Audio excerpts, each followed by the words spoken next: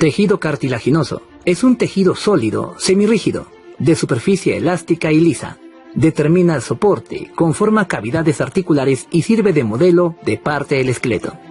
El cartílago presenta una membrana que lo cubre llamado pericondrio. Este pericondrio presenta dos capas, una capa externa que es fibrosa y una capa interna que es condrógena. En esta capa interna viven las células llamadas condroblastos fabricantes de cartílago y también vasos sanguíneos del pericondrio. Dentro del cartílago existen células llamadas condrocitos que viven en cavidades llamadas condroceles. Características del cartílago. Es avascular, carece de vasos sanguíneos y vasos linfáticos. El cartílago está cubierto por el pericondrio, el cual tiene una capa externa fibrosa y una capa interna condrógena como explicamos anteriormente. Se hallan pocas células. Posee abundante sustancia intercelular, carece de nervios y se nutre por difusión a partir del pericondrio. Crecimiento del cartílago. Su crecimiento ocurre en 3 etapas. Primero, el crecimiento metaplásico. Se da en la vida embrionaria fetal, a partir de células mesenquimales, que terminan transformándose en condroblastos. Crecimiento posicional. Se da por la transformación de los condroblastos a condrocitos. Los condroblastos terminan creando bastante matriz extracelular. El cartílago crece bastante rápido, hasta transformarse en condrocitos. Crecimiento intersticial. Ocurre por el aumento de condrocitos formados. En ese caso, los condrocitos comienzan a aumentar en número, terminando por formar el grupo isógeno. Componentes del cartílago. Presenta 2 componentes que son las células y la sustancia intercelular. Células. Son 2, los condroblastos y condrocitos. Los condroblastos son células jóvenes, se reproducen y elaboran la matriz cartilaginosa. Los condrocitos son células maduras que no se reproducen y no forman la matriz cartilaginosa. Se hallan en cavidades llamadas condroceles o lagunas. En grupos, los condrocitos forman al llamado grupo isógeno o nido celular. B. Sustancia intercelular. La sustancia intercelular del cartílago se divide en sustancia amorfa y fibras. La sustancia amorfa está conformada por ácido condroitín sulfúrico, proteínas y proteoglucanos, mientras que las fibras que hay en el cartílago pueden ser fibras colágenas y elásticas. Tipos de cartílago. Existen 3 tipos de cartílago: el cartílago hialino, el cartílago elástico y el cartílago fibroso. El cartílago hialino presenta fibras colágenas muy finas y algunas fibras elásticas. El cartílago hialino es blanco azulado. El cartílago elástico de color amarillo abunda en fibras elásticas. Y el cartílago fibroso presenta haces gruesos de fibras colágenas paralelas y a los costados columnas de condrocitos. A diferencia de los demás cartílagos, el cartílago fibroso carece de pericondrio. El cartílago hialino se ubica en el esqueleto embrionario, en el cartílago costal, en la tráquea, en los bronquios, en el cartílago articular, en el tabique nasal, cartílagos de la laringe, sobre todo en el cartílago tiroides, la parte inferior del aritenoides y el cricoides. Cartílago elástico se encuentra en el pabellón auricular, conducto auditivo externo y trompa de Eustaquio. También se encuentra en algunos cartílagos de la laringe como la epiglotis, el cartílago cuneiforme y la parte superior del cartílago aritenoides. Cartílago fibroso, el que no presenta pericondrio. Lo encontramos al nivel de la sínfisis púbica, los meniscos de la rodilla y los discos intervertebrales. Se encargan de unir huesos entre sí. Ahora hablaremos de algunas alteraciones que tiene el cartílago. Ejemplo, acondroplasia. Es un trastorno del crecimiento de los huesos que ocasiona el tipo más común de enanismo. Existe ausencia del desarrollo de los cartílagos de crecimiento, vale decir la placa epifisiaria, el cartílago que une epífisis con diáfisis. La acondroplasia se puede heredar como un rasgo autosómico dominante, lo cual significa que si un niño recibe el gen defectuoso de uno de los padres, desarrollará el trastorno. Si uno de los padres padece de acondroplasia, el bebé tiene un 50% de probabilidades de heredar el trastorno. Si ambos padres tienen la enfermedad, las probabilidades de que el niño salga acondroplásico es del 75%. Sin embargo, la mayoría de los casos aparecen como mutaciones espontáneas, lo que quiere decir que 2 progenitores que no tienen la acondroplasia pueden terminar engendrando un bebé que tenga la enfermedad. En el gráfico observamos a un niño con acondroplasia. Recordar que el niño acondroplásico presenta una columna vertebral bastante larga, óseas de tronco largo y ligeramente con lordosis. Las manos y las piernas son cortos y con piel en acordeón, es decir, son bastante arrugaditos. La frente es amplia, la nariz es corta, hay prognatismo mandibular, significa que la mandíbula va un poquito hacia adelante. Pericondritis. es una infección de la piel y del tejido que rodea el cartílago, vale decir el pericondrio. La bacteria más comúnmente causante de esta infección es la Pseudomonas aeruginosa. Generalmente esta lesión es causada a nivel del oído, especialmente por perforación del oído. Puede ser por una cirugía o puede ser por deporte de contacto o tal vez por la perforación debido a los piercings. Según dice la teoría, causa al final de una infección que forma lo que llamamos la oreja en coliflor. Una cirugía, las quemaduras y la acupuntura también pueden incrementar el riesgo de una infección. El síntoma más común es el dolor y enrojecimiento del oído. Inicialmente la infección tiene aspecto de una infección de la piel, o sea, un tipo de celulitis, pero luego progresa rápidamente y compromete al pericondrio. Puede haber fiebre e incluso una supuración o pus en la herida. El tratamiento consiste en la administración de antibióticos, ya sea por forma oral o por vía intravenosa. Si hay acumulación de pus, entonces puede ser necesario realizar una cirugía para drenarlo, para extirpar también cualquier tipo de piel o de cartílago que haya muerto. La mejor manera de prevenir esta infección es evitar perforar el oído a través del cartílago. Artritis y artrosis. Las articulaciones, según sean las causas, pueden doler e incluso inflamarse. Ello debido a dos conceptos, uno que es la artrosis y otro que es la artritis. La artrosis es una enfermedad crónica que se caracteriza por una degeneración progresiva del cartílago articular, es decir, un desgaste del cartílago, sin que se produzca una inflamación. La artritis es la inflamación de varias articulaciones del esqueleto. Con dolor en la rigidez hay deformidad y hay limitación de los movimientos.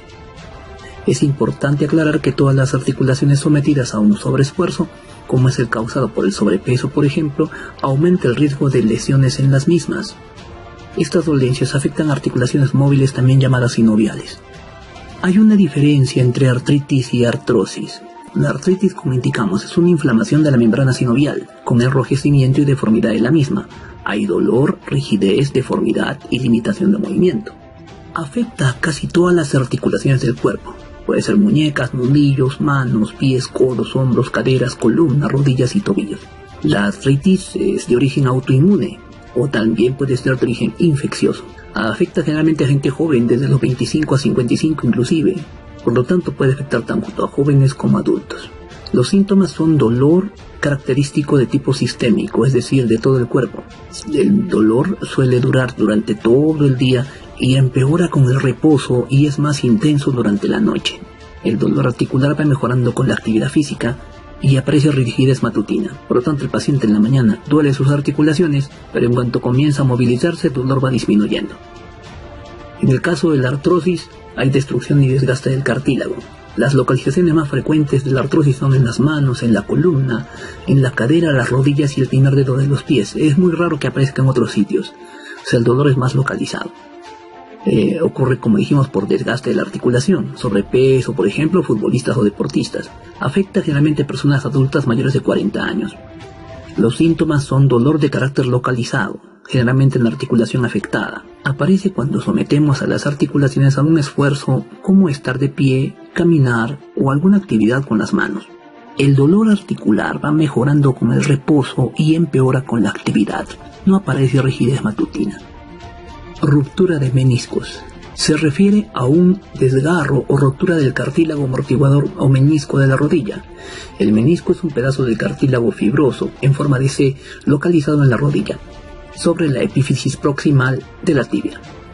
El cartílago actúa como un sistema amortiguador entre los huesos que protegen la articulación de movimientos bruscos. Ayuda en la lubricación de la articulación y limita la capacidad de ésta para flexionarse o extenderse. Las roturas de meniscos son causadas generalmente por torcedura o flexión exagerada de la articulación de la rodilla. Se puede sentir un ruido seco en el momento de la lesión. Hay dolor de la articulación de la rodilla al caminar. El dolor a la rodilla empeora cuando se aplica presión leve sobre la articulación. Hay un pellizco recurrente en la rodilla, dificultad para ponerse de cuclillas y hay hinchazón de la articulación de la rodilla. El objetivo del tratamiento es reducir los síntomas y proteger la articulación para sufrir lesiones mayores. No se debe descargar todo el peso sobre la rodilla y se utilizará muletas. Se coloca un dispositivo ortopédico para la rodilla, el cual ayuda a evitar que ésta se mueva y se recupere con el tiempo. Otros tratamientos abarcan usar hielo para reducir la inflamación, algunos antiinflamatorios no esteroideos, corticosteroides para reducir la hinchazón y el dolor. Se permite la actividad física siempre y cuando el paciente lo tolere. En esos casos se recomienda también fisioterapia. Encondromas son tumores benignos del tejido cartilaginoso. Estos tumores crecen en las metáfisis de los huesos como lesiones primarias, solitarias o múltiples. Su etiología no está bien establecida. Se presentan entre los 10 y los 50 años de edad, con una discreta preferencia por el sexo masculino. En orden de frecuencia, estos tumores aparecen en un 90% en la falange proximal y media de los dedos de las manos, causando deformaciones.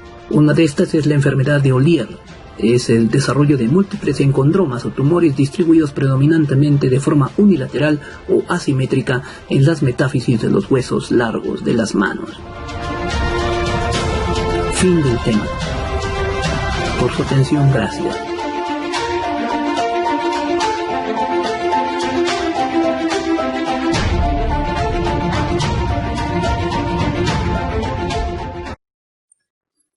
Tejido óseo. Es una variedad de tejido conectivo, altamente especializado. Es uno de los tejidos más rígidos del cuerpo. Posee resistencia a la flexión, torsión y presión. Funciones del tejido óseo. Da soporte a los tejidos blandos. Funciona como palanca en la locomoción, siendo su elemento pasivo. Actúa como almacén metabólico de sales minerales, como el calcio y el fósforo. En la médula ósea amarilla, almacena grasa. A nivel de la médula ósea roja, origina a los elementos formes de la sangre, vale decir a los glóbulos rojos, blancos y plaquetas. Realiza protección de órganos vitales. Características del tejido óseo. Presenta abundantes vasos sanguíneos. La irrigación es de 200 a 400 mililitros de sangre por minuto. Presenta escasa cantidad de células. Su crecimiento es por aposición. Está rodeado por el periósteo y revestido por el endostio. Se nutre por difusión a partir de canalículos óseos en la sustancia intercelular. Es un tejido dinámico que se forma y se destruye continuamente bajo el control de factores hormonales y físicos. Aunque el CEPRUNSA no lo diga, el tejido óseo se renueva por completo cada 10 años. Las características de la sustancia intercelular o matriz ósea lo hacen uno de los tejidos más resistentes y rígidos del organismo. Componentes del tejido óseo: células y sustancia intercelular o matriz ósea. 1. Células. Las células del tejido óseo se dividen en dos grupos: célula de sostén y células de remodelación.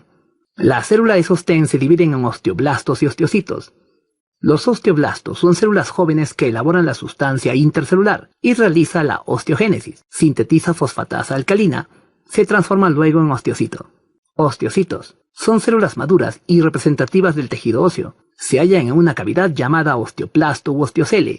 Poseen prolongaciones citoplasmáticas que se encuentran en los canalículos óseos, cuya función es comunicar dos osteocitos vecinos para el intercambio de nutrientes. El osteocito almacena sales minerales.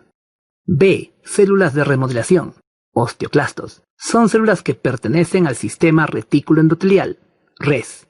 Son células gigantes, multinucleadas y se ubican en una cavidad llamada laguna de Howship. Los osteoclastos resultan de la unión de varios macrófagos. Realizan la resorción ósea, es decir, remodelación de la matriz ósea, ya que sintetizan fosfatasa ácida.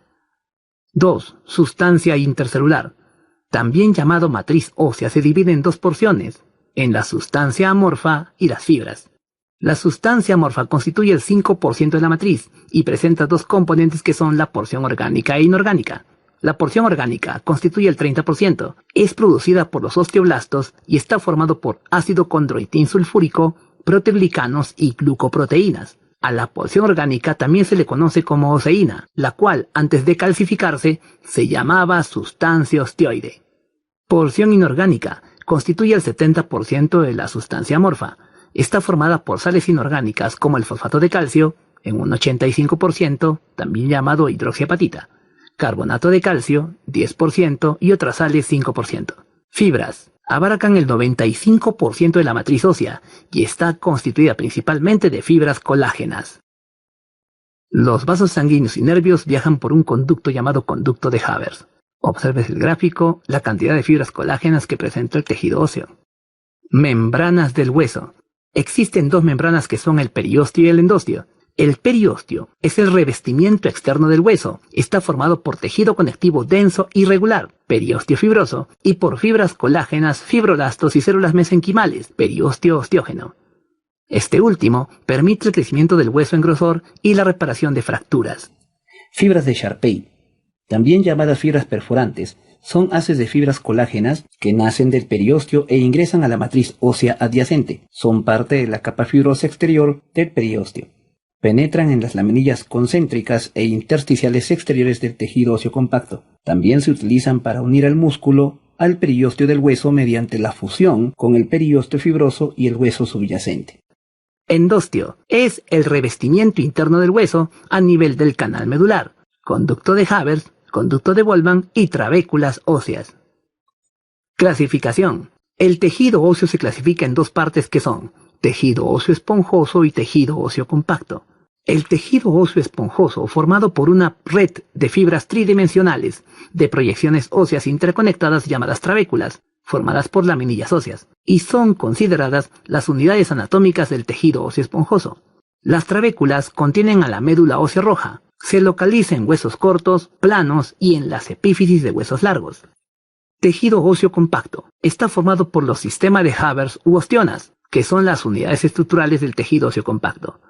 Están organizados en cilindros de huesos, laminillas óseas de manera concéntrica, alrededor de un vaso sanguíneo. Se localiza en la diáfisis de los huesos largos y en las tablas de huesos planos. En el gráfico se observa el tejido óseo esponjoso y el tejido óseo compacto. Obsérvese la osteona de manera cilíndrica. Finalmente, la remodelación de la matriz ósea. Todo empieza con el osteoclastos destruyendo una parte del hueso viejo con su fosfatasa ácida. Luego los osteoblastos terminan formando la porción osteoide o porción orgánica de la matriz. Durante este proceso, algunos osteoblastos envejecen y se transforman en osteocitos que terminan almacenando sales de calcio. Luego, los últimos osteoblastos terminan por tapizar y tapar todo el orificio dejado por el osteoclasto, transformando el hueso viejo en hueso nuevo. Clínica ósea. Enfermedad de Panner. Se caracteriza por la interrupción del aporte sanguíneo al hueso, o bien por la deficiencia de este aporte con respecto a las exigencias del hueso mismo, seguramente porque este hueso se encuentra en rápido crecimiento. Esto se produce en particular en algunas epífisis óseas, lo que viene seguido por necrosis ósea y posteriormente por una curación por medio de un nuevo crecimiento óseo. Pero debido a la forma anómala como se ha producido, da lugar a una deformación secuelar y otros problemas más. Esta enfermedad es muy poco frecuente pero bastante dolorosa y está relacionada con el uso excesivo del codo. Afecta al cartílago de crecimiento o placa epifisiaria del mismo codo. Se observa en niños menores de 10 años, generalmente atletas infantiles, y suele afectar al brazo dominante. El principal síntoma es un dolor sordo en la parte externa del codo. El dolor empeora con la actividad física y mejora con el reposo. Raquitismo. Es la descalcificación de los huesos del niño. Hay reblandecimiento de los huesos. El aporte es deficiente en cuanto a lo que es vitamina D. Impide que el calcio se fije a la sustancia osteoide, es decir, a la matriz ósea nueva. Se produce así un esqueleto poco rígido, deformable por las presiones y con alteraciones en los sitios donde tiene importancia arquitectónica, tal como en la zona del cartílago metafisiario del hueso en crecimiento. Generalmente hay alteración del metabolismo del calcio y del fósforo, con una función exagerada de las glándulas paratiroideas. Recordar que la glándula paratiroides le quita calcio al hueso. El cuadro se manifiesta principalmente entre los 6 meses y los 2 años de edad. En los huesos largos hay deformidades, sobre todo en las extremidades inferiores. Reblandecimiento de los huesos del cráneo, eso se conoce como cráneo Tabes. Persistencia de la fontanela más allá de los 18 meses de edad. Hay una ligera cifoescoliosis, pelvis plana, fracturas de entallo verde, es decir, sin desplazamiento de los fragmentos por conservación de parte del hueso cortical. Hoy en día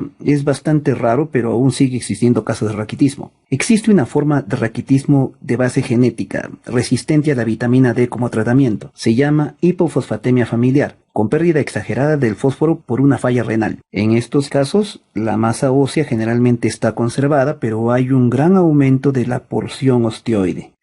Osteomalacia. Se denomina osteomalacia la disminución de calcio por exceso de resorción. A esto se le conoce como alistéresis.